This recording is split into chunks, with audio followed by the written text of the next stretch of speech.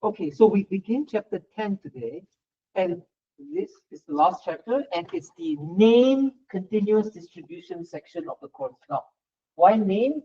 Because they have names, right? They are famous enough that, and they are used in many models, so they are given names. Just like last time when we learned about discrete random variables, we started off with no names. We just introduced them. Then we gave you binomial, Poisson. That's exactly what's going on, but now for continuous. The first one we're going to talk about is the uniform. Okay? The uniform distribution is one of the easiest to understand because it's uniform. All right. The density looks like this. Now, A and B are fixed numbers. Right? The standard uniform is 0 to 1. A is 0, B is 1, but it doesn't have to be. But they are fixed.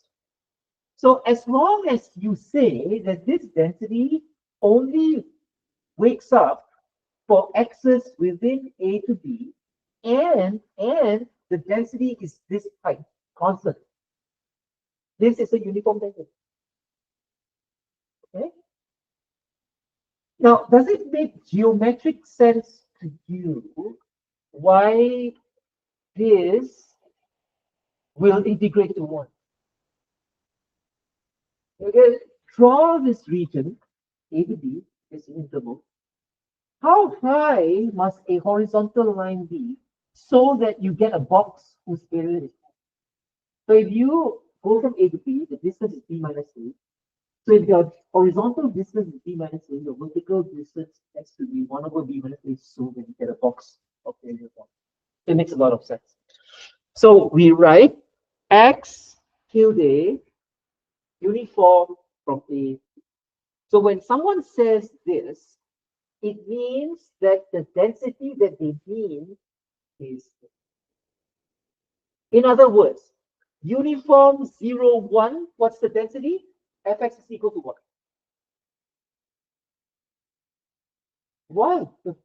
All right, because then you get a square whose length and height is 1. 1 times 1. All right. Notice that the CDF is given by this, and if A is 0 and B is 1, we have what's called the standard uniform random variable. Now, I think this class would benefit from a little bit of an exercise on making CDFs.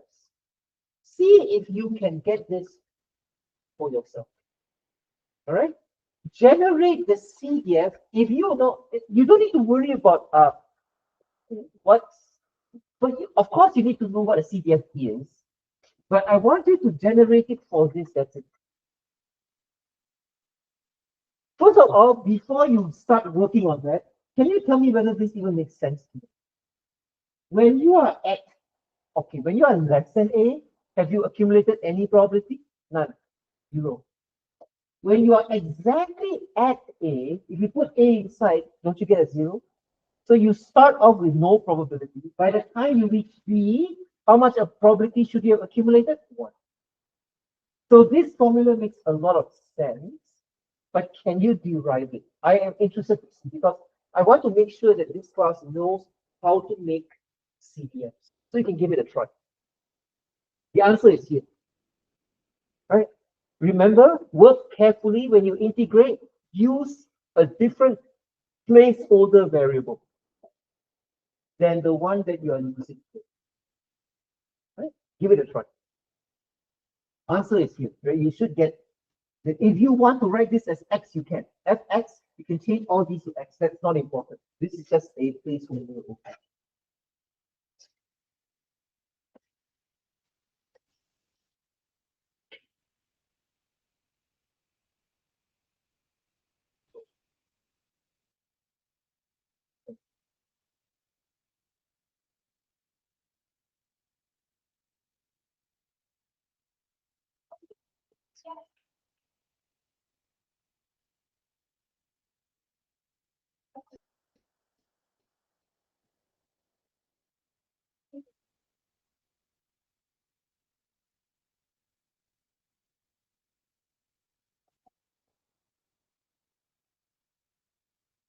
And if you don't know how to get started, just let me know and I'll help you. Right? You're going to need to integrate. Or if you don't like to integrate, if you're really good at geometry, you can escape without using calculus. But that's not the main point here. I want to know if you know how to make this.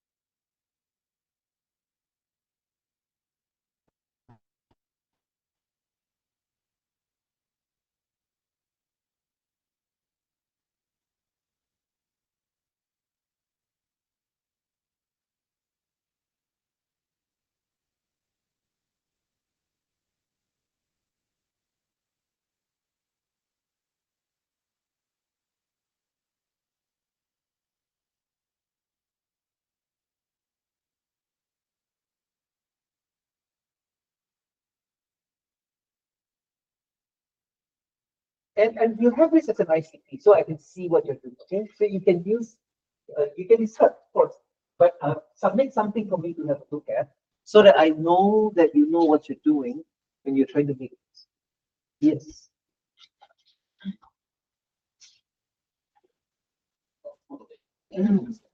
So, you know what's the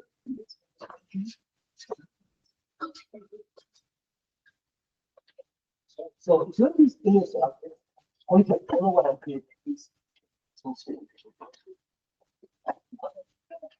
So you get ask the same. Okay. Okay. So if I want to find the property exercise, know that the is this. The zero and one for instance. But what is the piece?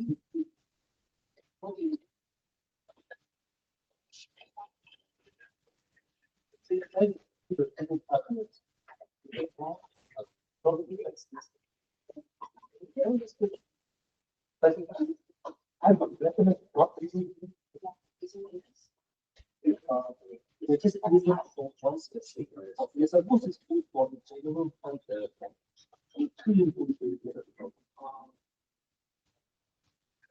so the expression is explicit.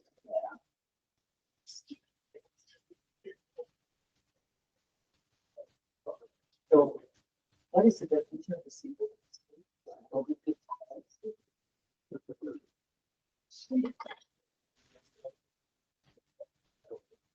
You don't want D either because that gives you a specific. You want to give a general value.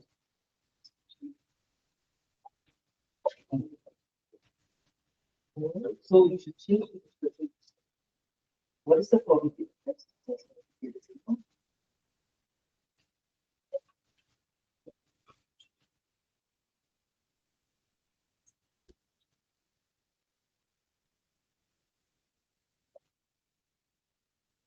X, yes, we do.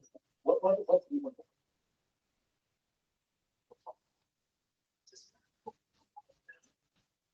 And we signify that every X. Oh,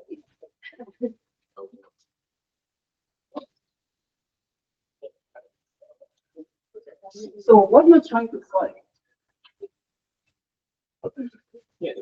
is an expression for what is this for various values of That's what a CDF is. Now, the important thing is you don't have to use T. You can use X or whatever symbol you want. The whole point is to answer this question, which is as T goes over every possibility, what are the different probabilities that you will collect? So when you know that your value of T is something less than A, there's no probability there. But if your T is between A and B, how much probability will you collect for any T that is somewhere between A and B? That's what the expression means. What does this mean mathematically? Mathematically, this means for any T between A and B are fixed. So what I'm saying is, how do you write an expression for what is this probability when your T is somewhere between A and B? What do you need? That's what I'm asking, right?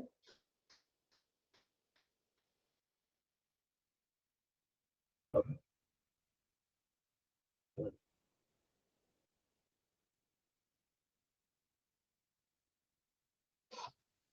So if you don't know this, that means you don't have a complete understanding of how do you get this? How do you answer this question for continuous random variable? What do you need to do? How do you answer the question for continuous random variable? What is the probability that you are less than something? What do you need to do? That's right. The word is for continuous random variable, you need to integrate. And can someone tell me, I've already got the right answer. Can someone tell me what are the limits of integration here? From A to T. Why? Because you want to know the probability of you being T or like T is something fixed here. When I say fixed, of course, it can be anything between A and B, but you choose. And can someone tell me what expression should go inside here?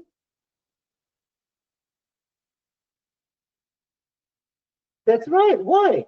Because the rule is when you're trying to find probabilities, you integrate the density.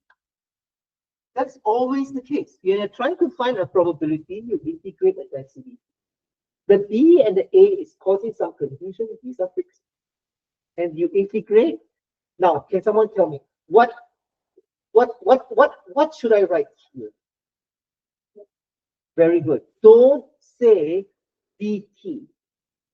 You want to make your professor die earlier, right? You write that makes us really happy. And I've seen this many times. I don't know why. T here, but also here. That fills us with a rage that you'll never understand. Because it means that you kind of know what the thing that makes us even more enraged is that you kind of know what you're doing, but in your differentiating in your mind between a T here and here, why do that? Use another symbol. I've seen this. I'm going to rant a little bit. This is also T. Wrong. You don't do that. This is the integrand. So you pick something else. This is the thing that is fixed. All right. And if you do this integration, you should get this. Okay. So enough with that. Why am I giving you this? Because it actually saves us some time. Let me ask you some questions. Before I go to some examples, they're really easy. If you know that something is uniform AB, can you intuitively tell me what the expected value should be? I am interested in this one. If something has a uniform distribution between A and B, what does your intuition tell you of where it spends its time long run? Is it an easy question? It's not a very difficult question. If it's uniform between A and B, where does it spend its time in the long run? Yes. In the middle. What is the expression for the middle? Good. It's in the middle. What's the middle? Very good. A plus B over 2. Again, I have been unpleasantly surprised at how few students in my intro step classes can tell me things that they can't see it. You have a confidence interval from A to B, and I say, where's the midpoint? They don't know it's A plus B over 2, and that really disturbs them. There's no number sense, no sense of what interval is. It's just numbers are scary. Let's get away from them. Right? That's very bad. And I heard, unfortunately, apparently, Michigan is not the best at math in America. Right? I've actually heard, I don't even dare to ask where the ranking is. There is something that we're not doing really well. And I don't know why. I've seen public television. Yes, I watch some public television. It's quite good. And I've seen those math teaching programs. I think they're okay. I think people are just not watching or not interested or something. I don't see how. Anyway, the point is good. I'm glad this class can see it. So the expected value is B plus B1. It is. Now I'm going to ask you to do this as an ICP as well. Can you get this without using geometry? I want you to use calculus. Can you show me how you would get this by integrating this thing in the correct way to get EX? Can you do that? Again, not a difficult integration. Go find EX formally using calculus. I know that intuition gives you this, but I want you to use calculus to show that you know what you're doing when you try to find an expected value. I mean, I hope that intuition is telling you that it's kind of obvious to mean it's A plus B over 2, but I want you to derive that using calculus as if you had no intuition. Right? Now, I don't have any intuition why the variance is this. I can't see why this is intuitive. If you can, more power to you. You tell me. I don't know why the 12 is here. I also want you to derive the variance as well using calculus. These are all pretty basic integrations. So go get EX and var X using calculus. All right. Just show me that you can do it. All right.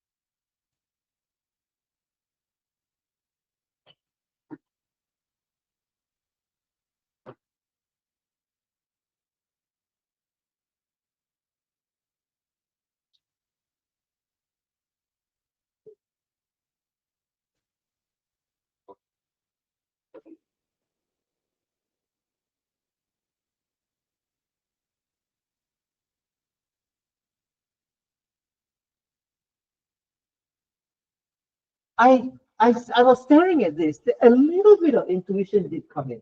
Do you realize that if your uniform is spread out over a larger region, will your variance go up? In other words, if your A and B are very distant from each other, you have a uniform that's really, really far apart. Does it make sense to you that the variance will be higher? A uniform where A and B are far away from each other would be one that's more variable. So the closer A and B are to each other, the smaller the variance will be. So there's some intuition there. But the 12, I can't see it. I don't know why there's 12.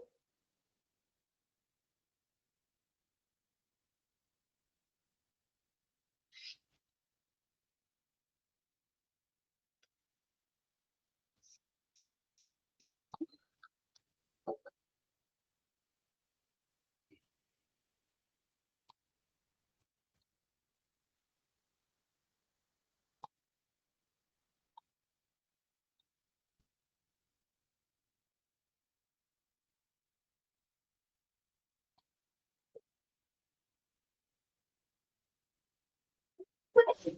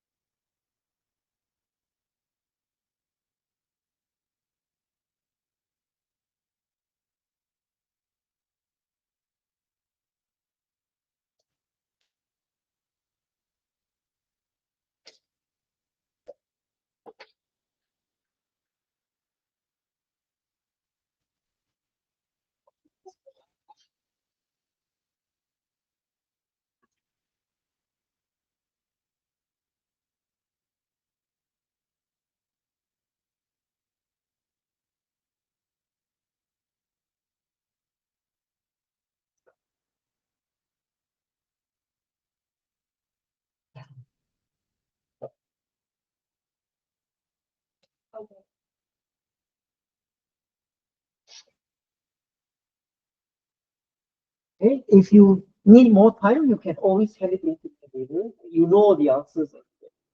So let's do some very simple examples for this uniform distribution. So the amount of sushi consumed is between 5 and 15 uniform. Why am I telling you that? If you know it's uniform between 5 and 15, then you know the density is 1 over 10. 15 minus 5 is 10. All right. So it's a very, very simple fake kind of example here. And then what is the probability a customer will consume between 12 and 15?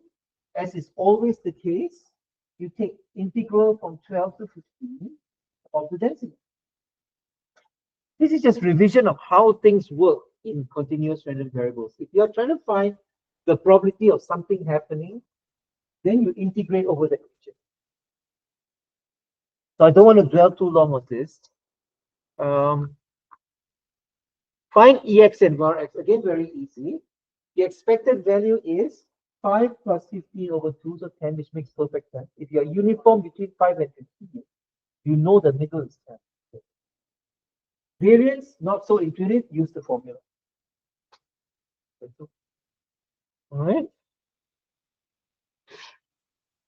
So the uniform is a very simple distribution, but we do want to teach it formally because it's used a lot.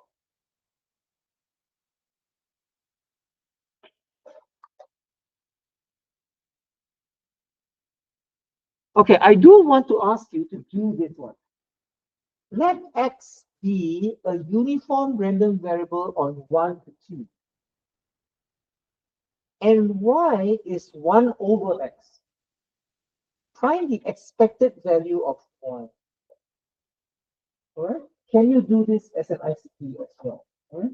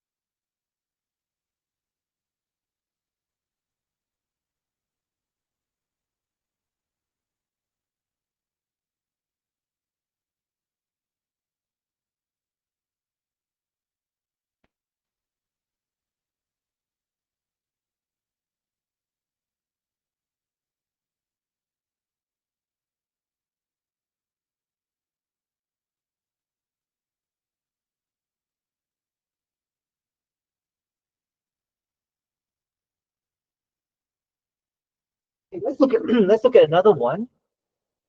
A train arrives at some time uniformly distributed between 10 and 10:30.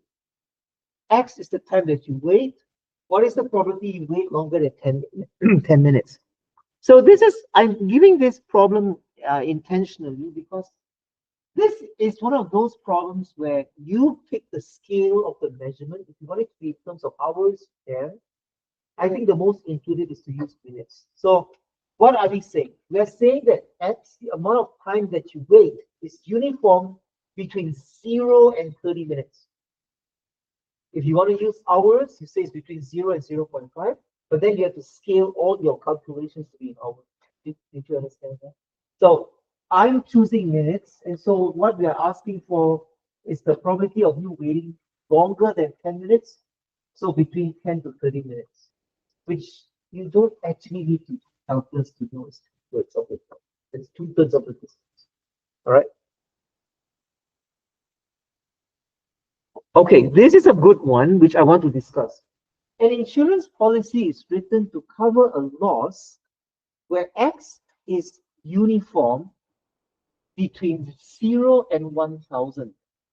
At what level must a deductible be set in order for the expected payment to be 25% of what it would be with no deductible? Did you even understand the question? Let me read that again. First of all, there's a loss. The loss is uniform between 0 and 1,000. Okay, so establish that. You can draw a small picture if you want. The density for X only lives between 0 and 1,000. Okay. Then there's this issue of the deductible. At what level must you set the deductible so that the expected payment will be 25% of what it would be with no deductible? So I guess the first thing to ask yourself is, what is the expected payment if there is no deductible? Is that an easy question? Can you give it to me off the top of your head, actually? If there's no deductible and your loss is uniform between 0 and 1,000, what is your expected payment? 500. Good. So what are you saying? If I set a deductible, what should it be so that the expected payment with the deductible is only 25% of 500? So how do you do a problem like that? You go back to our old friend, the payment function. Do you agree with this? How much you get paid when there is a deductible depends on your loss. If your loss is less than the deductible, which we are trying to establish, all right? If your loss is if your loss is less than deductible, you're out of luck, you get nothing. This one line in this function is what makes people boiling, mad, crazy, and rage. This infamous deductible. This one line is responsible for many bankruptcies and much unhappiness. I think unhappiness is too mild a word. This one innocent looking mathematical line. This is what makes people enraged. This thing. Because, oops, your loss is below deductible, nothing for you. But that's what it is. However, if your loss exceeds the deductible, you don't get paid X. You get paid X minus E. So do you agree with this payment structure? So what do you need to do? Go find EY. Can you do that? Right? I won't ask this as an ICP, but you can try to at least set up the equation for finding EY. Right? Just do this on your own. What would EY look like? This is important because I want to know if you know how to do this. We've talked about this quite a lot. When you have something that's not obviously in terms of X, if this is in terms of X, but it's branched into two, how would you find one? You know X density is uniform between 0 and 1,000. I'll give you 1 or 2 minutes. Just set up the integral that you need to do to find EY first. All right? Before I show you the answer.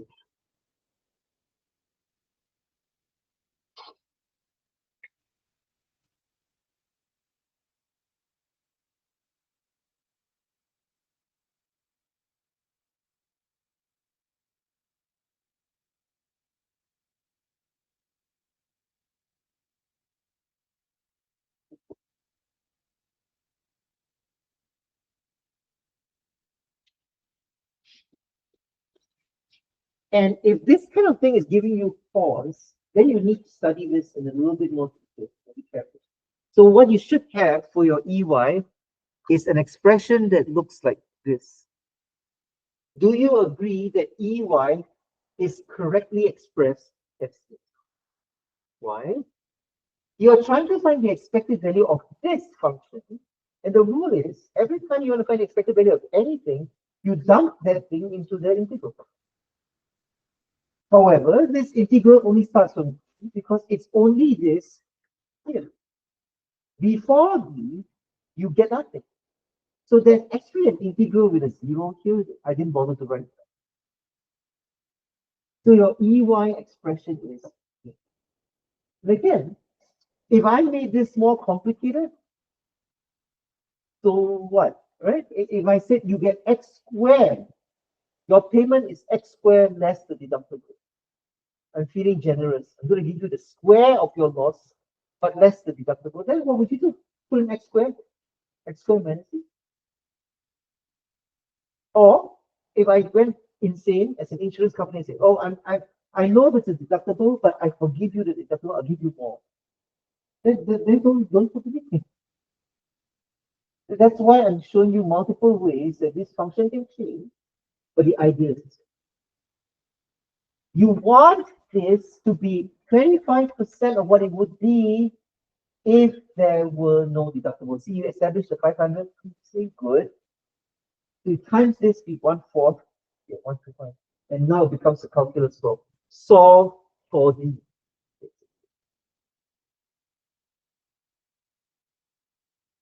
Is this okay? So I don't want to stress too much on the calculus. But when you do this, it's a little bit sickening. You actually have to integrate and get an expression in terms of D. So, but basically, the secret number is 500. This is a very good example because this is exactly the kind of calculation you do. Of course, at a higher level of complexity, when you try to pursue something with actuarial science, it's this kind of thing. You are supposed to compute what the deductible should be so that in the long run, I fulfill some kind of payment criteria. That's basically what you're doing. This kind of math. So it's a very realistic problem, this one. Let's try another one. And I want to see this one. I would like to ask you to write down the payment function as an ICT. Let's talk about this one. The warranty on a machine specifies that it will be replaced at failure or age 4, whichever happens first. Do you understand that? Okay. The machine's age at failure has this density function. What does this tell you about this machine? How long can it last? Only 5. It's going to die any time between 0 and 5. It has to die by the time it reaches 5 years old. Okay? And for some simplification purposes, we say it's uniform. This is not very realistic, really. It's not. Uniform lifetime, really? I don't think so. But for simple calculus, we are assuming that the lifetime follows a uniform. Let y, okay, y is the age of the machine at the time of replacement. Determine the variance of y. Now, before you can determine the variance of y, you have to tell me the function of y as a function of the machine age. Can you do that as an ICT? Can you write down y as a function of x? And what is y? Y is how old is the machine when it was replaced? Right? Not how old was the machine when it died. We know that x. How old the machine was when it died is x. That's not what y is. Y is how old was the machine when it was replaced. See if you can write now the expression for the function y in terms of x. Just the function first. All right? Because the variance part is just calculus. All right? See if you can do that. All right? As an ICT.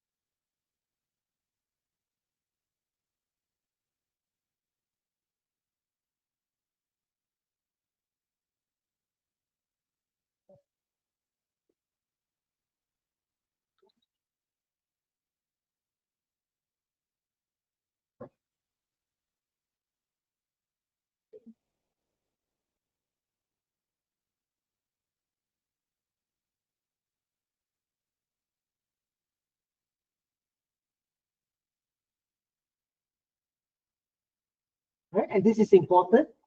The machine is replaced at failure or at age 4, regardless, no, whichever comes first.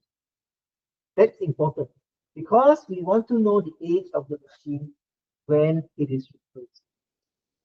I hope this is not too difficult of a problem.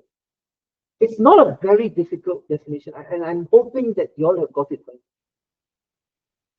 Right? It will be replaced regardless at age 4.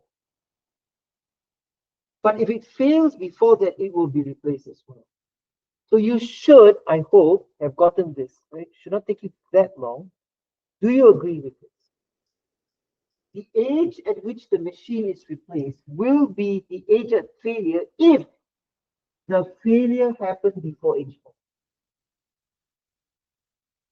This kind of thing is surprisingly difficult for some students.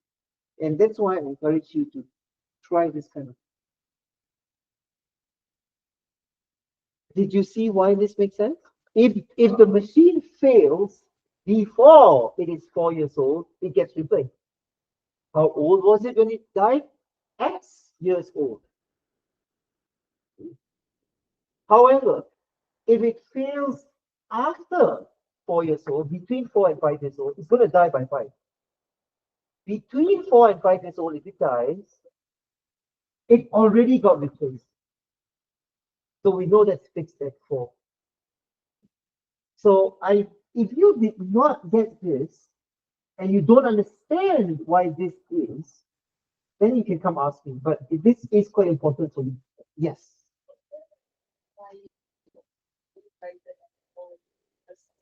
Oh, no. I think I wrote this in because for this, I mean, this is handwritten. I didn't want to cancel. I realized that I forgot at the time when I wrote this that the machine has to die by age 5. And so I wrote it like that. You can write it as 4 less than X less than 5. This is, there's actually a simple piece. I'm sorry. Okay. Now let me ask you, is it easy to find the variance of Y? What are 2 ingredients you need to find the variance of Y? You need to find?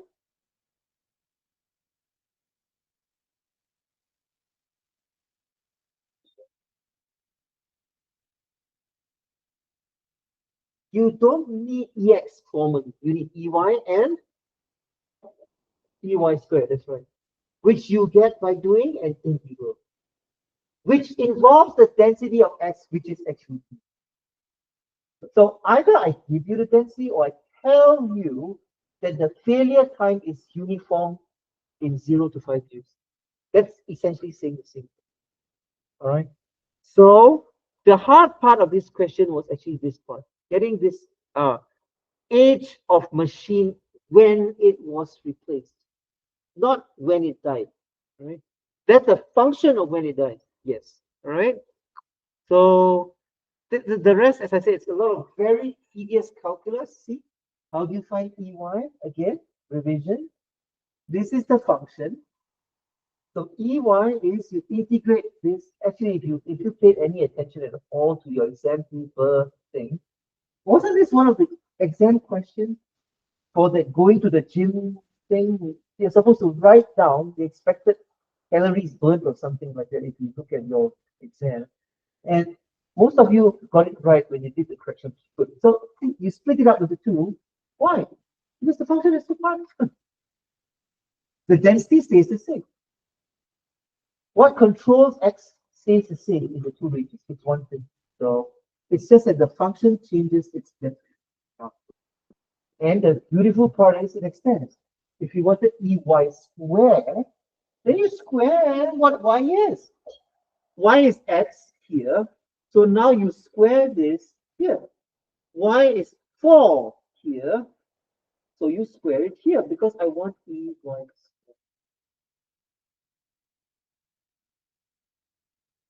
Is this okay? The rest is just calculus. So the important thing is writing this expression and this expression. This kind of thing is really clear. So there's 2 facets to this problem. The first thing to note is what is the Y function first of all? What is the Y function first of all? That can be challenging. Then once you have that, you need to realize that, oh, okay, to find the expected value of anything, I need to integrate with the density there. But what do I dump in density? Is the function of interest. If the function of interest changes its definition halfway, then I'm going to do that. If I want EY squared, I just square whatever it was that I was putting here. Don't square the density. Please don't do that. That's not right. The density stays the density. You never square the density. Okay, so I think we have done this for, I think that's it for the uniform, believe it or not. I would just like to ask the class whether they have any questions on the uniform. Is there anything left about the uniform that you don't understand? I tried to demonstrate a few examples. The examples were more complicated because they involve this function of something else, but it all incorporated a uniform somewhere. Okay, so we'll move on then to the next name distribution, and this is called the exponential. Why is it called that? Because it involves the exponential, right? And I want to say something at this point, and this is a point that Jory brought up to me quite some time ago. I am actually formally introducing the exponential function today. But if you look at your exam question on the gym, who's going to the gym question, that actually was an exponential issue. I sneaked it in, basically. I mean, I didn't have to tell you what it was called. You could still do it well. But formally, something has an exponential density if its density looks like this. Now, what Jory brought up to me is something I will tell you. We don't use it in this class, but you may see it in some books. Some people write this as 1 over lambda e minus 1 over lambda. I don't like that because it just makes the integration that much more involved. Because it's easier to integrate with just lambda like that. Now, why do they do that? They do that because if you wrote the constant as 1 over lambda, some nice things do happen. If I the word is reparameterize. If I reparameterize this as 1 over lambda, 1 over lambda here, then what's the mean? The mean will just be lambda. So that's it. But to me, that's a small price to pay for the simplicity of this form. So in other words, whatever this constant is, the mean is 1 over that. I'm just putting it out there that some books write this as 1 over lambda. It's not wrong. Some people write this as 1 over lambda here, 1 over lambda here, and then their mean is lambda. Is it clear what I'm saying? I don't use this parameterization because I think the calculus involved in doing this is bad enough and not involve a fraction at this point, just so that you can write this not as a fraction. To me, what's the big deal? So that's why I use this parameterization. Look at the relationship. Ex is 1 over lambda and var x is 1 over lambda squared. Okay, so what else do I want to say about this slide? Yes, we write x exponential lambda. And again, since there is no consensus on what this form is, be very, very, very careful. If someone writes in their literature that something is exponential number, you need to really check.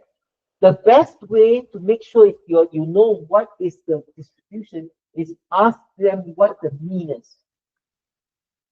If you know what the mean is, you can write your density yourself. And we'll do an example right now to illustrate this. So let's see. See, this is an exponential distribution where to avoid any confusion, I give you the mean. The time between calls received by a 911 call center has an exponential distribution with an average expected value of 3 per hour. I'm giving you the expected value. See, the time between calls is this. So there's an average of 3 calls per hour. find the expected time between calls, and then find the probability the next call is received within 5 minutes. So how do you do this kind of thing? So first of all, we know that the expected time between calls is 1/3 of an hour. Do you agree? On average, if there are 3 calls per hour, it means that there's 1 call per 20 minutes, which means the average time between calls is 1/3 of an hour. What am I telling you? I'm telling you that EX, the expected time between calls, is 1/3 of an hour. So establish that truth. Once you have that, it becomes quite easy to answer this question. Find the probability that the next call is received within 5 minutes. 5 minutes is 1/12 of an hour. What's the probability that the time before the next call is somewhere between 2 5 minutes? And of course, we do the calculus. Okay, the important thing to note, why is the density like this? Because I've established that EX is 1/3. This is the point I'm trying to make. Once you have established the mean, once you have established the mean, that should give you the ability to write the density. Because you know, for an exponential, the mean is the inverse of the lambda that goes here. Am I making sense? You wouldn't put 1/3 here, that's wrong. The mean is 1/3, and so the parameter value here is 1/3, which is. And why is this important? This is important so that we get the density so that you can find the probability that you want. Okay? So if you happen to know or can memorize or have in your hands the CDF, you can use it. Because a CDF gives you the accumulated probability up to a given point. So I want you to do this as an ICP. Can you derive this for an exponential number? It should not be too difficult either. We asked you a CDF just now for the uniform. Do the same thing, but now for an exponential. Get this. Show me that you know how this formula comes about for an exponential number. Right?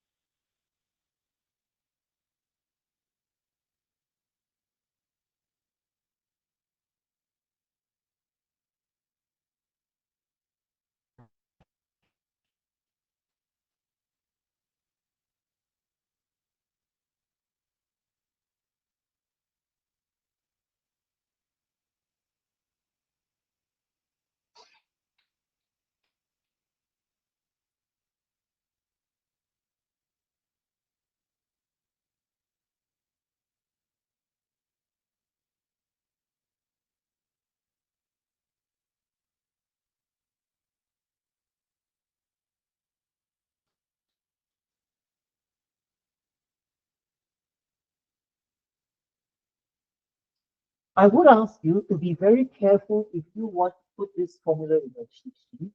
You need to be aware, first of all, you need to be aware that the lambda is not here. There is no lambda here, even though the density has one. This is a common error. Right? There is no lambda here. And this is the CDF. This is the accumulated probability up to T, and it's 1 minus this. It's not the most intuitive formula. You have to be very, very careful that you know what you're doing. This is the accumulated probability up to T. It's this. You are still finding this. But the expression for this looks like this.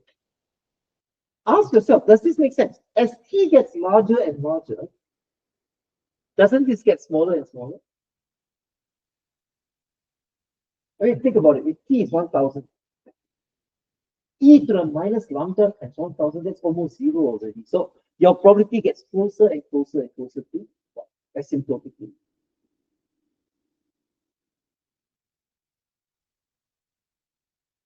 All right.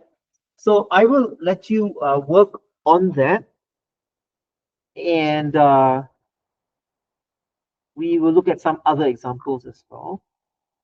The time between hits to a certain website is exponential with an average of 2 minutes between hits. Suppose that a hit just occurred, find the probability that the next one won't happen within the next 5 minutes. Won't happen within the next 5 minutes. So how do you do problems like this? So in this case, if you say X is the time between hits, then I hope you realize that the mean time between hits in minutes, the time between is half a minute. Right?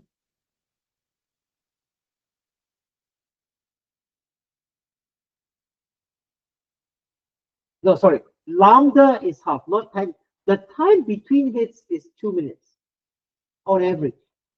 But you know that therefore the lambda parameter is half like that. So the density has to have this form. Why? Because the mean was 2.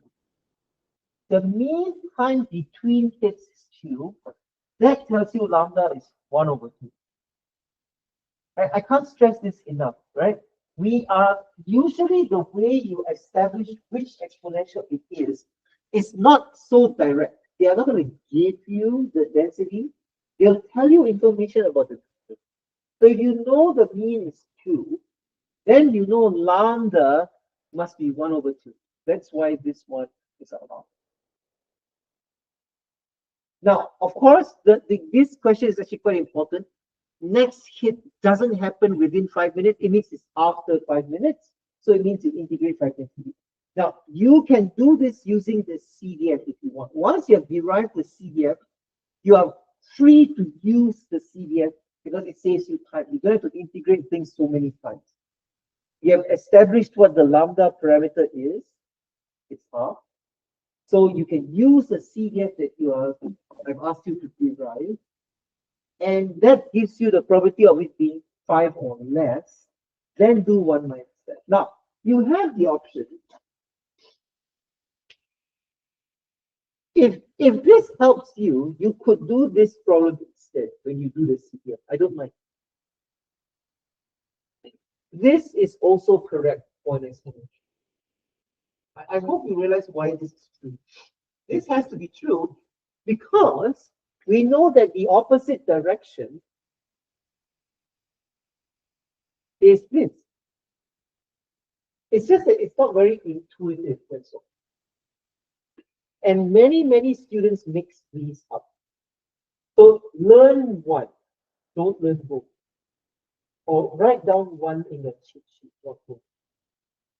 If this helps you, then use this form. It's up to you. Either one will be good. So you are trying to answer the question more than 5. You can directly use this formula if you like. But they both involve knowing what number.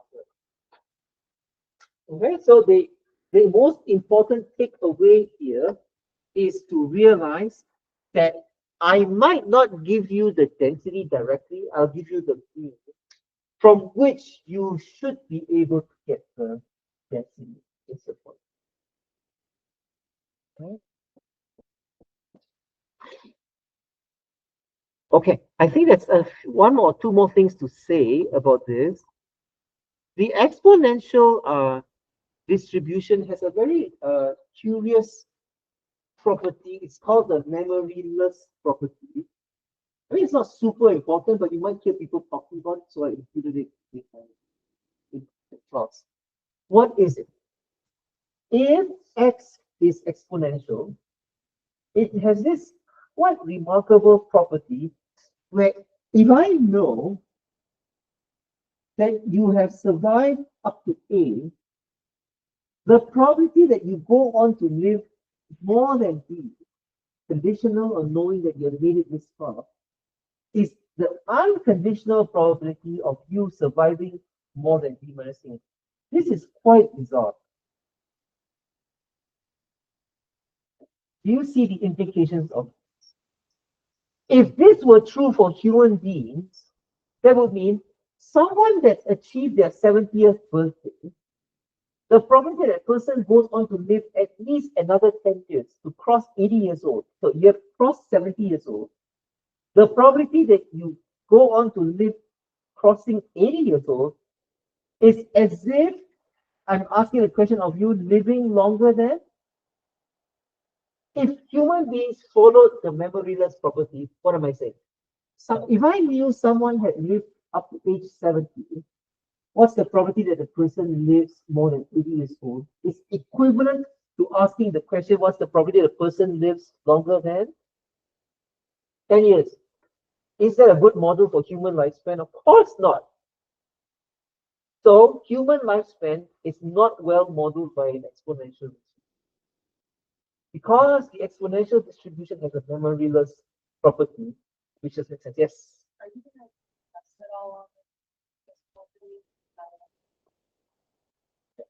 Well, I mean, if I mention it, it means this. But I'm not going to ask you like, is this a reasonable thing? That's a point for another thing. So, but what I'm trying to point out is, one of the objectives of this property course is to show you that there's a whole list of models you could use for your data. And the exponential distribution is a very common one. It's just that it's not always sensible. It doesn't apply to human lifespan. How can it be true that if you know someone has lived up to 70 years old, what's the probability a person lives up to 80 and above? How can that be the same as a person just living past age 10? That makes no sense for the human model. But that's exactly what the exponential distribution is telling you. This is called memoryless because it means I don't care about the past. This is the tomorrow is a new day distribution. Every morning when you wake up, you tell yourself, today is a new day. I'm going to forget everything that happened previously. That's what's called memoryless. I've actually lived to be 70 years old. What's the probability that I live to be at least 80? It's as if you're saying, what's the probability I live for 10 years? Which doesn't make sense for human sense. Now, are there things like this in science and all? Yes. Strangely, there are some things, some kinds of even light bulbs, not the incandescent kind. The old-fashioned light bulbs, the longer you use them, they're just going to die out. But some light bulbs don't care how long they've been alive. Every time you switch it on, it kind of like resets the clock again. There are some appliances that are like that, not many. But anyway, I'm just saying that this is a property of the exponential distribution. It's quite bizarre. It's strange. And it is actually this that invalidates the use of the exponential in some probability models. It makes no sense. This is actually a good red flag to check. If someone says, okay, I'm going to model this as an exponential, never forget, if you model something as exponential, this has to be reasonable. Is it? So that's one way to check. So let's look at some examples and we'll see how many we can get over and then we're done. So if you know that the time to, okay, to do something is exponential with parameter lambda, write down the cumulative distribution function of x. Now, this is one of those strange questions where I actually tell you lambda. So, of course, you know that the form of the CDF is be like that.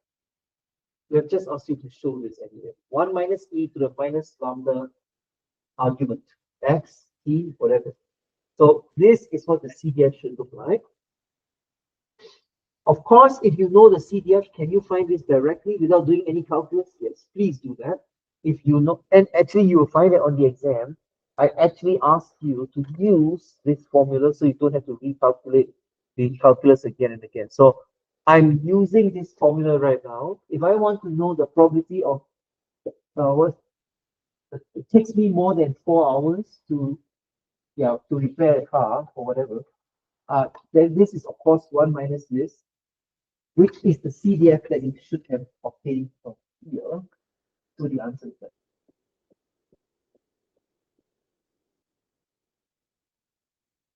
So using the memoryless property of an exponential, can anyone tell me the answer for this in terms of x? If I know that I've already taken 8 hours, what's the probability that I'm going to take at least? This should be equal to, yes. Good. Now, please be aware that this memoryless property thingy is only true for exponentials. Don't think that this is true regardless. Be careful. I mean, this class is quite mature mathematically. I mean, this elective is only taken by people who are either in math or like math, or so I don't think this is a problem. You don't make assumptions, I notice, which is good. This memoryless property is pertaining to the S. It's not true for everything. Okay, let's see another example. The time between hits to a website has an average of 5 minutes between. What is the probability that there are no hits in 20 minutes? So to do this, first of all, establish what kind of exponential is this. I hope you realize that uh, the lambda here is 1 over 5. Again, the same old argument, because you know that the the time the the time between hits is 5. So if that's the mean time between hits is 5, then lambda is 1 over 5, and that explains why this is like that. And then what are we asking? What's the probability that you have to wait more than 20 minutes? And the unit here is in minutes, so it's consistent. Again, if you want, you can use the CDF, and you don't have to use calculus. Not that it's a huge deal, but you can always use the CDF if you know it. Then the rest is just pretty easy. The hit happens, uh, first observed hit only happens between 15 and 20. Again, if you want to use the CDF, it's much faster. Given that there are no hits in the first 5 minutes, what does that mean? Well, it means x is more than 5. I had to wait more than 5 minutes to get my first hit. Given that I know this has happened, what's the probability that there are no hits also in the next 15? So in the next 15 means I have to wait at least 20 minutes. So 15 plus 5, which we all know by the memoryless property. The memoryless property is very easy to prove for an exponential. Just use the CDF, follow the definition of conditional probability, and you're there. So that's it.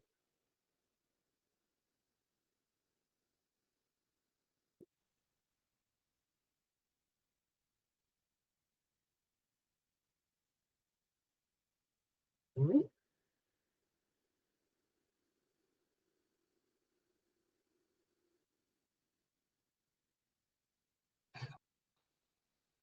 And we will stop class today with a discussion of this problem 174. 10 years ago, the size of claims had an exponential distribution. 25% of the claims were less than $1,000.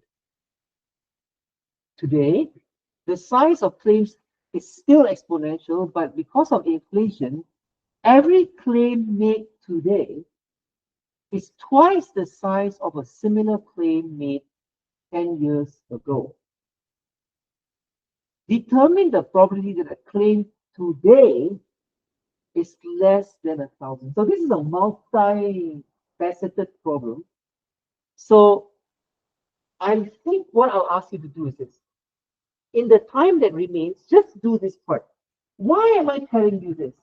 25% of claims in history, historically, are less than $1,000. I'm telling you this because I want you to establish what is the lambda of this exponential distribution. Can you just do that as an ICT? Then we'll finish. Tell me what lambda has to be so that you can fulfill this fact. 25% of claims in the past are less than $1,000. Use this information to tell me what the lambda is for this exponential that's being used to model the size of the claim. So x here is the size of the claim. And in the past, x had an exponential distribution with the parameter lambda. I'm not telling you what lambda is. I'm giving you in a roundabout way. I'm telling you that, well, last time, 25% of claims are less than $1,000. Can you use this information to find out what lambda is? And once you're done, you can go. That's all. That's the last ICT to do. Establish what lambda is if you know it's exponential and you know this. This is not giving you a mean piece of information. This is another way of not telling you lambda. One way of indirectly telling you lambda is to give you the mean. This is giving you a quantile. That's the technical word. This is giving you a quantile. 25% of claims are less than $1,000. Can you use this to tell me what lambda is? That's all I'm asking for the ICT. All right.